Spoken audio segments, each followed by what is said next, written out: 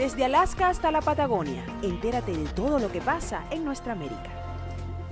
Bien, y ya estamos de vuelta con nuestra segunda parte del programa, segunda parte en la cual tenemos la oportunidad de saludar a muchísima gente querida que nos acompaña en nuestros distintos medios de comunicación internacionales, con Radio Cumbre 101.7 FM desde el estado de Barinas en Venezuela, acá en los Estados Unidos a través de Fusión 90.7 FM desde Houston, Texas, y también a través de nuestro canal de televisión digital CNC Florida Central. Y en el viejo continente también enviamos un inmenso abrazo a nuestra gente de Ideal Radio FM desde Málaga, España. Hoy en América es Noticia colocamos en Bajo la Lupa a... Y en Bajo la Lupa pues entramos a hablar de Venezuela, pero no quiero dejar, en el bloque anterior sé que compartieron unos cuantos comentarios con nosotros.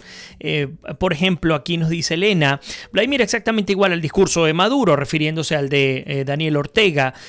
¿Quién no se ha cansado de vociferar que ha sido gracias a la constituyente que la paz volvió a Venezuela? Piti Yankee dice: Cap, la más extraditado de Colombia a Estados Unidos, piloto de Sila Flores y la combatiente, narco, eso es correcto. Isabel Aguilar dice: es muy fácil pedirle a otros resolver sus problemas, luego salen a criticarlos. Es muy fácil que después que tú solo te autodestruyes, quieres que otros resuelvan tu desastre. Sin ayuda interna, cualquier ayuda externa no sirve. No olvidemos que los que han luchado ya se han ido a la diáspora y los que se quedaron no luchan, la muda oposición. Un fuerte pero acertadísimo comentario de Isabel Aguilar. Elías Prato por allí nos dice, saludos, buen día, el narcogobierno está, nos lo dice Piti, está al caer y trabajamos, por caer y trabajamos arduamente para que, eso... A lo del tema de Cap Lama, sí, ya está incluido, ya lo comenté. Zully Quiñones dice: juez de Estados Unidos da luz verde a demandantes contra Trump por corrupción. Carlos Pérez Delgado, Roger está con nosotros, Ivonne Aristigueta, como siempre. Elías dice: el guión de lo que está ocurriendo en Nicaragua es muy similar a lo que está ocurriendo en Venezuela. La diferencia principal es que en Nicaragua la oposición al gobierno es total. Y en Venezuela los opositores le hemos estado haciendo el juego al G2 cubano, criticando cualquier actuación de los líderes de opinión. Esto ha ido eliminando, asumo, este liderazgo. ¿Cuánto tiempo será necesario para para formar este liderazgo perfecto? Nancy Cabrera, también un abrazo. Ignacio dice: ¿cuándo se pone en vigencia la nueva moneda en Venezuela? El 20 de agosto, Ignacio, comienza la nueva fachada, que entrando ya sabemos que no va a funcionar, y no es por simplemente llevarle la contraria al régimen, es que en efecto están los elementos para demostrarlo. Bueno, vamos a hablar entonces de Venezuela en Bajo la Lupa. A ver, tengo por acá algunos problemitas con la jirafa.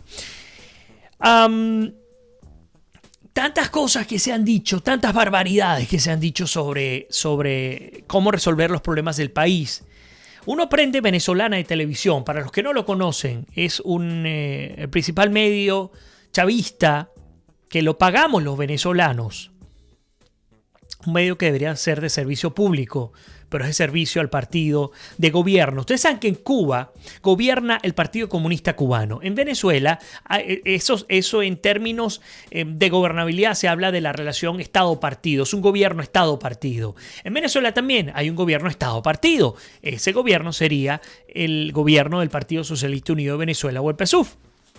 De hecho, han entrado en su cuarto congreso del partido y vamos a hablar de ese cuarto congreso. Pero hemos visto una cantidad bárbara de irresponsables comentarios en el Sistema Nacional de Medios Públicos que son propios de un programa de humor, pero de mal humor.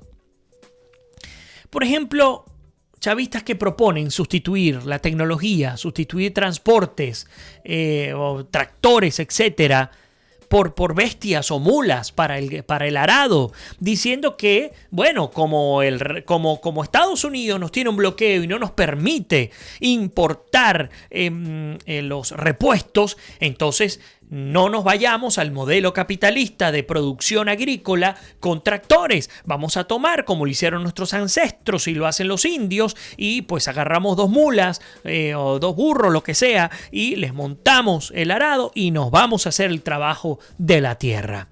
Propuesta de individuos que viven, que trabajan, bueno, no sé, trabajar es mucho decir, que viven de las instituciones del Estado, que son miembros de las instituciones del Estado y cumplen funciones, por supuesto, entre otras, ustedes se imaginarán, destruir el aparato productivo, el aparato en general venezolano. Entonces proponen sustituir tractores por bestias para el arado.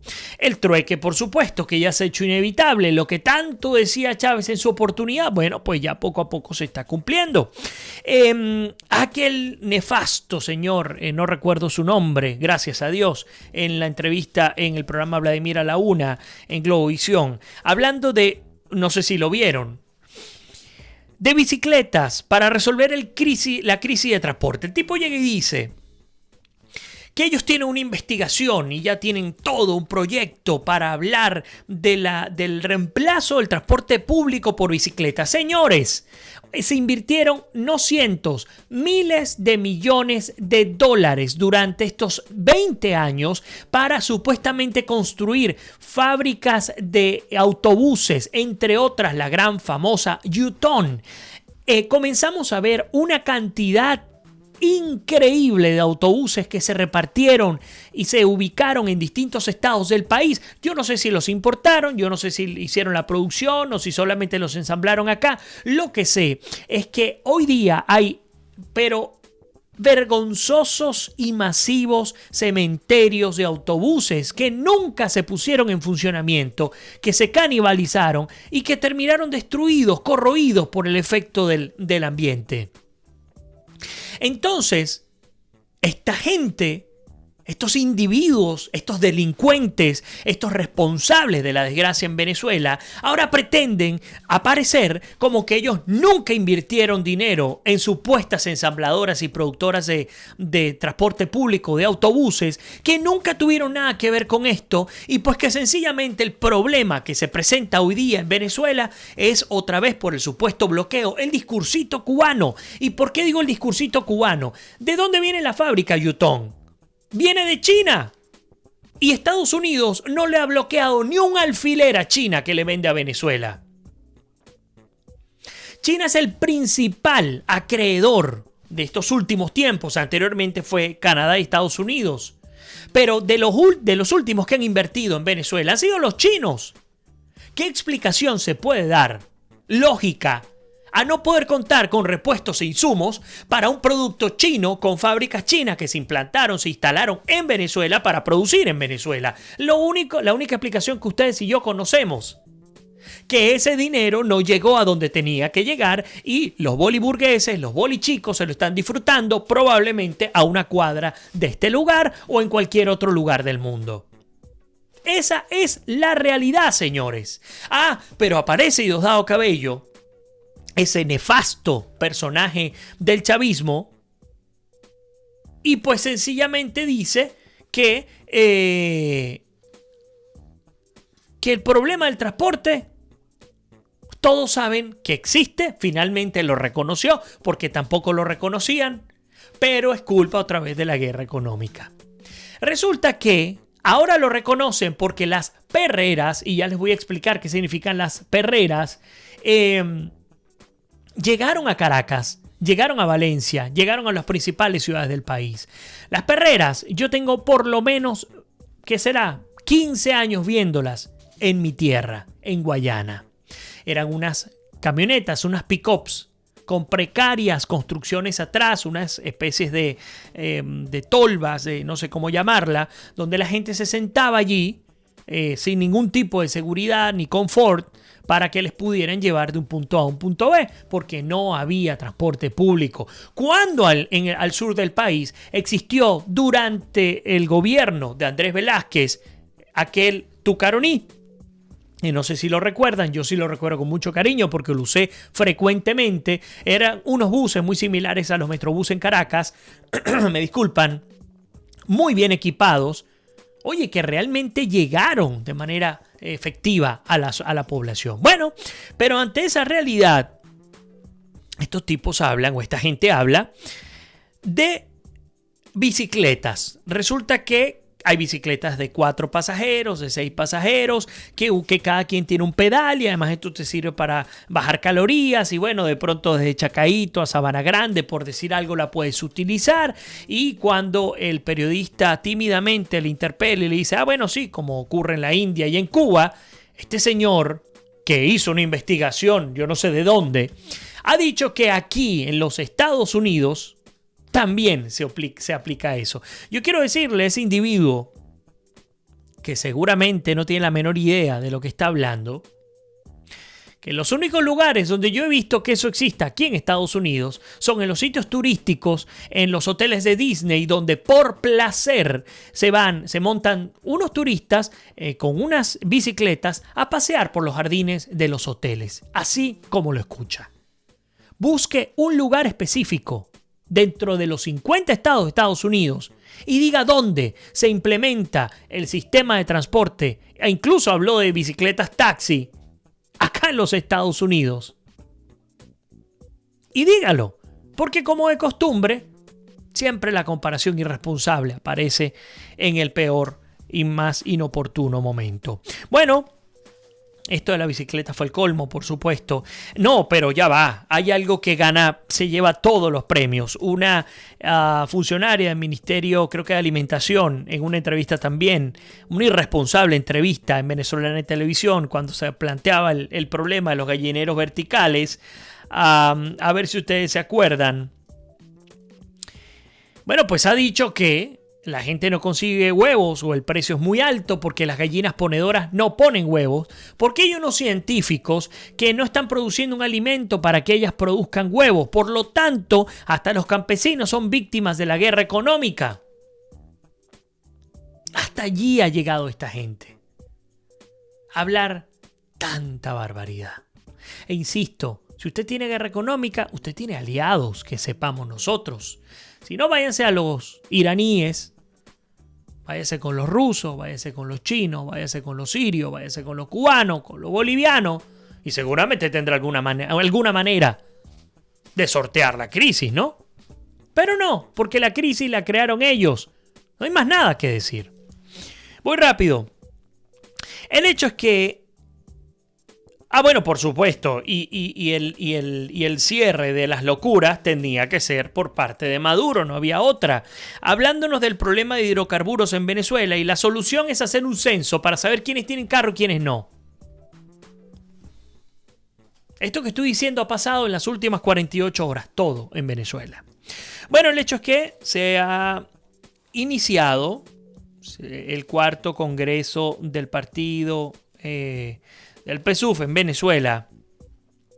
Pero sí nos ha llamado la atención varias cosas. La primera es que hay una fuerte corriente que divide la ruptura entre el bolivarianismo, el chavismo y el madurismo. Se siente con mucha fuerza. Y para muestra un botón, las declaraciones de distintas autoridades y miembros del partido que terminan contradiciéndose. Y lo traigo al programa porque yo les he comentado, para que el régimen caiga tienen que activarse 3 actores. El pueblo, la Fuerza Armada y las élites del poder se tienen que resquebrajar. Cuidado, que pareciera que el tercer elemento que parecía el más lento, probablemente sea el primero que se active, y ya les voy a explicar por qué en concreto. Afirman, incluso dentro del seno del PSUV, que Maduro tiene secuestrado el poder y que no, y que están pidiendo su cabeza. Dicen, Maduro tiene que renunciar, tiene que venir, ojo, no para que la democracia regrese ni la libertad, sino para que el chavismo siga controlando el poder. Por eso es que la figura de Cabello es tan importante. Hay informaciones que revelan que Diosdado Cabello no era el candidato para presidir la Asamblea Nacional Constituyente.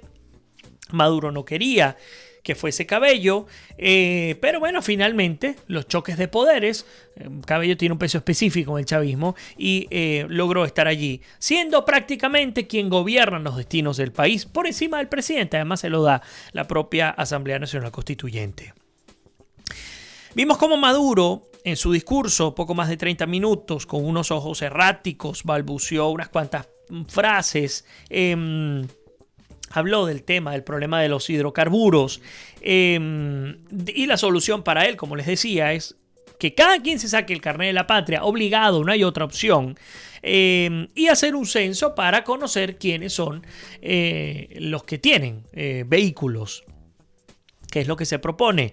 Bueno, pues en definitiva, y por ahí lo decía Puskás, Eugenio Martínez, él dice que se está preparando un terreno para el racionamiento de combustible, gasolina y lubricantes. Llegó el momento del clap energético, lo comenta Eugenio Martínez. ¿Qué más tenemos por acá? Deja entrever que el que critique al Estado del PSUV será acusado pues por corrupción, porque además lo son gracias a él. Por ello lo escribía en un tuit.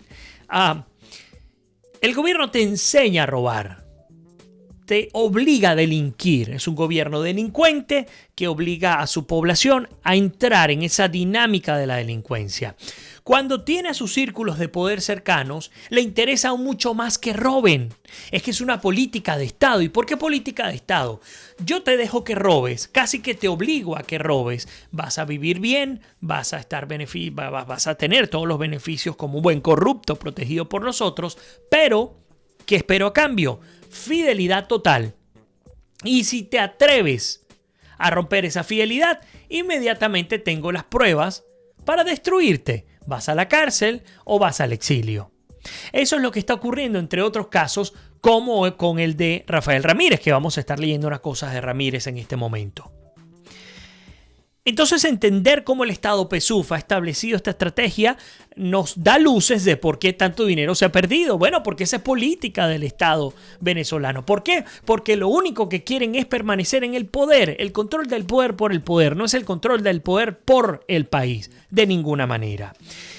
¿Cuál es la máxima? Yo se los acabo de comentar. Corrómpelos y te serán fieles. Si no, van a la cárcel. Por su parte, Naki Soto, gran colega periodista venezolana, dice que el problema, entre otros, es que todos también esperamos un desenlace sin conocer el guión. Y eso es una realidad, pero ese guión vamos a comenzar a dibujarlo a partir de esta información que tengo a mano. Pero voy a incorporar los comentarios de todos ustedes, siempre que este señor monitor me lo permita. Como no he podido hasta el momento, vamos a ver un poco más arriba. No quiero dejar a nadie afuera. A ver. Vamos a ver un poco más acá, para que no se nos vaya nada. Nos dice Elena, hasta acá es que llega el monitor. Y saben cómo yo, como miles de jóvenes cubanos a los 13 años, corté caña y en Cuba anduvimos todos en bicicleta. Isabel Aguilar dice, de lo triste de todo esto es que después que fuimos un país en vías de desarrollo, ahora somos el país último en la lista, casi que a nivel donde está la firma de la secretaria que hizo la lista. Elena dice, también tuvimos los ómnibus, Yutom, no sé cómo se escribe. Nos dice, ¿saben qué, Elena? Les aconsejo que se informen sobre nuestra vida durante estos 60 años de revolución y así se vayan preparando para lo que les espera. Y por favor, no lo tomen como una ironía o una falta de respeto. Les avanzo una. Hubo un tiempo en los que muchos cubanos criaban puercos en las bañaderas de sus propias casas y no me pregunten dónde se bañaban. René Montes de Oca dice, en las dictaduras de izquierda se crean las crisis de forma premeditada para crear el paternalismo estatal y así que el pueblo dependa del Estado y le sirve incondicionalmente por gratitud. Isabel Aguilar dice, toda empresa tiene un administrador y maneja sus recursos que son depositados en entidades bancarias y dichas cuentas están a nombre de las empresas. Las cuentas bloqueadas están a nombre de personas, no de instituciones. Las cuentas bloqueadas son individuales y no tienen, y como no tienen cómo darse vida a ellos y los suyos, su venganza es bloquear la calidad de vida del pueblo, muy al estilo de Rodríguez. René Montes de Oca dice, si te obliga a delinquir, Sí, te obliga a delinquir para que no tenga fuerza moral para reclamar tus derechos. Es la dinámica practicada por los Castro por más de 60 años. Ana Gabriela Montiel nos saluda, dice: ¿cómo estás? Gusto de saludarte, siempre pendiente a tus mensajes. Gracias, Ana Gabriela, un honor tenerte en tu casa como siempre y bienvenida a compartir con todo tu aporte. Mariela Guevara también. Rodolfo Castro dice: es horrible ya que un litro de aceite de motor llega a valer 60.000 bolívares. Ahora fíjense, les prometí un material.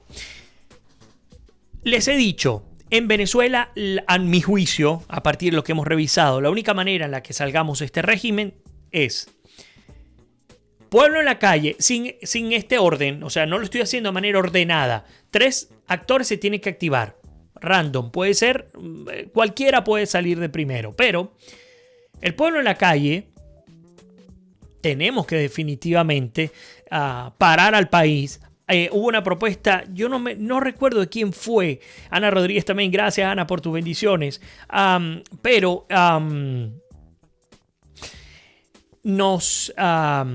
ver, que perdí el hilo por un minuto. Las decía, alguien proponía, bueno, hey, no salgamos porque nos van a matar, pero vamos a hacer un paro, no salgamos de casa, no vayamos a trabajar, etcétera. Bueno, son vías que uno pudiera evaluar. Pero el hecho es que se tiene que activar el pueblo venezolano, se tiene que activar la Fuerza Armada Nacional. Hay huesos sanos, como lo dice mi querido compañero José Alberto Gil. Hay grupos disidentes que procuran la libertad y la democracia en Venezuela, que están en las filas de la Fuerza Armada Nacional.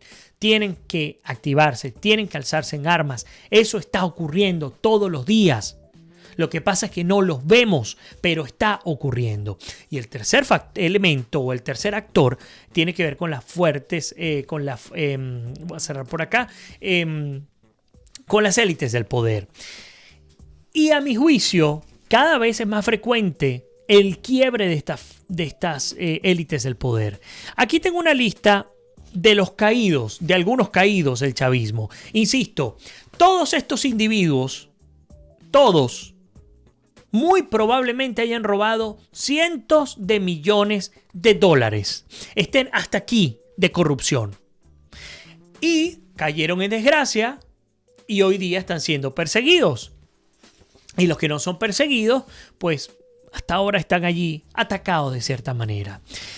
Rafael Ramírez escribe en un medio en el que era imposible escribir antes si querías criticar al gobierno o al régimen, y es Aporrea. Él escribió un texto muy largo, 11 páginas, lo tuve que leer completo, pero de las 11 páginas saqué unos 6 párrafos que quiero compartir. Rafael Ramírez fue uno de los hombres de confianza para Chávez.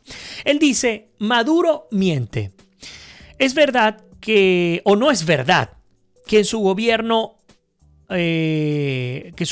haya padecido los precios de petróleo más bajos de la historia? No, la verdad es que a finales de los 90 el precio de nuestra cesta rondaba los $10 el barril.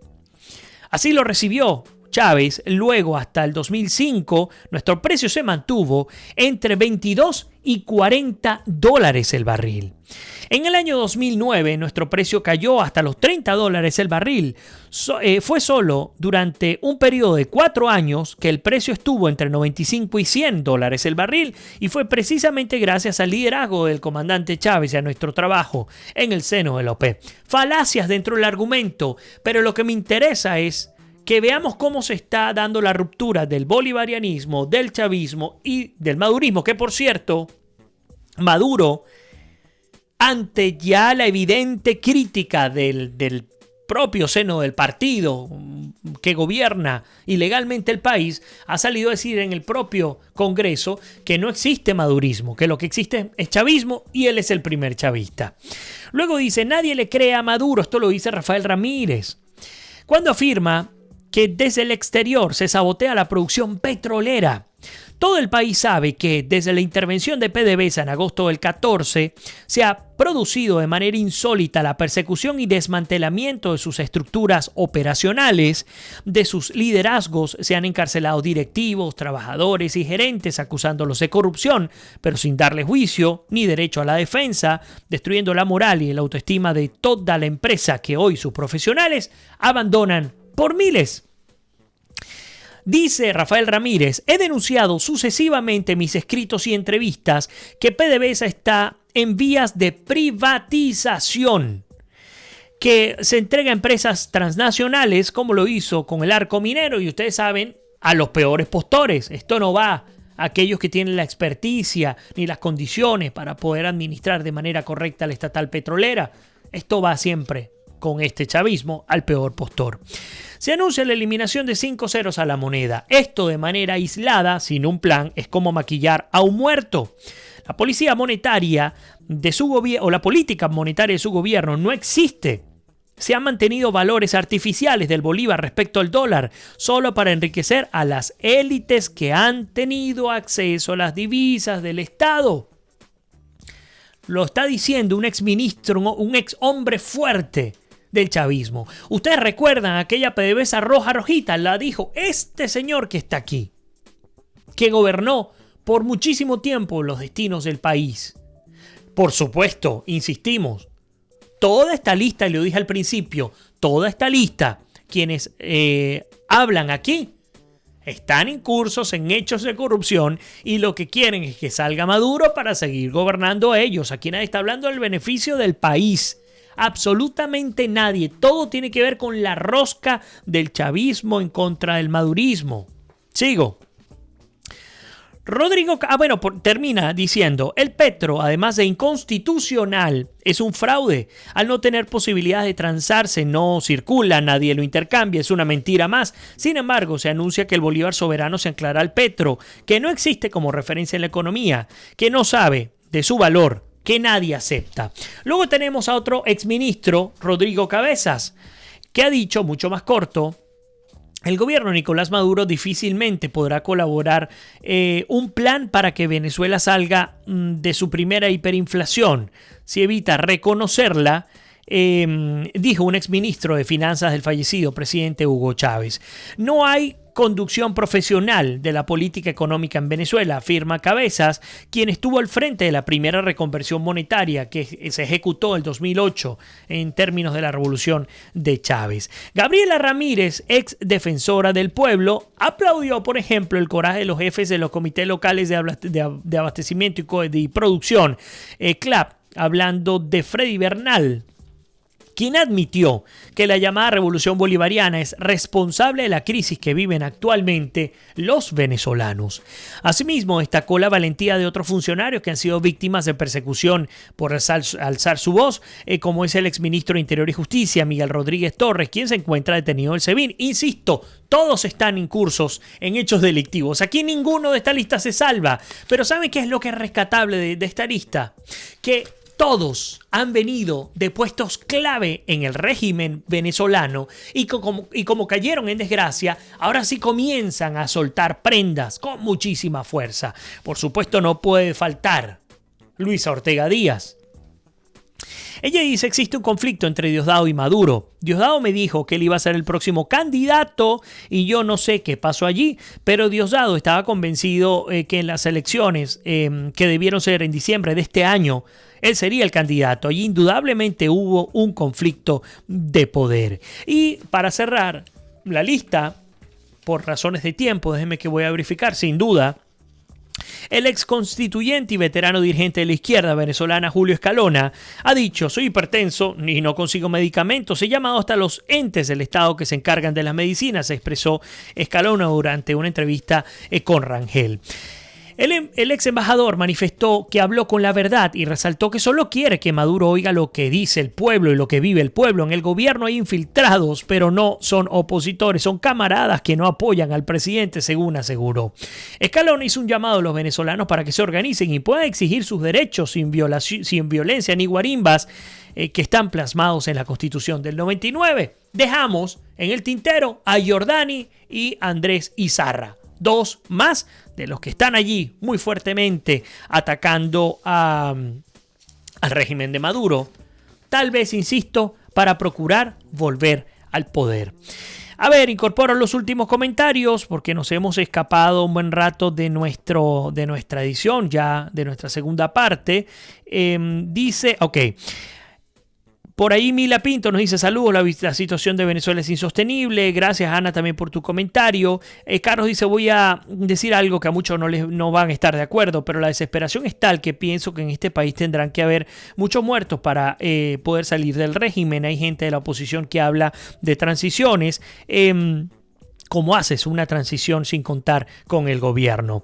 Gracias, Elías, por tu comentario. Nos dice Elías Prato, gracias por tu programa. Excelente como siempre. Rudy Alcocer dice, Maduro sale y viene otro como él, o peor que él. En eso trabaja su entorno.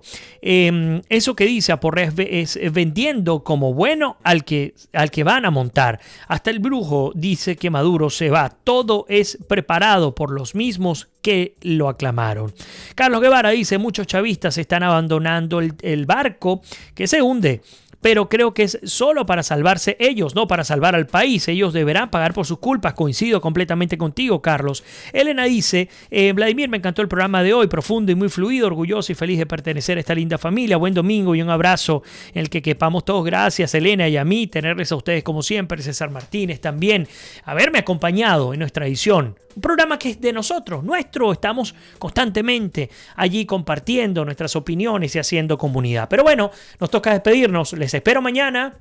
Vamos en vivo, 6 de la tarde, hora del este en los Estados Unidos a través del Facebook Live y en diferido a las 8, 7 y media, 8 ya tenemos nuestro material montado en YouTube. Les invito también a visitar mi página web vladimirkislinger.com. Se van a blog que justamente este fin de semana publiqué un artículo de opinión llamado de electores a ciudadanos. Así que como siempre les digo, que Dios me los bendiga, se les quiere, se me cuidan y nos despedimos. Será hasta mañana.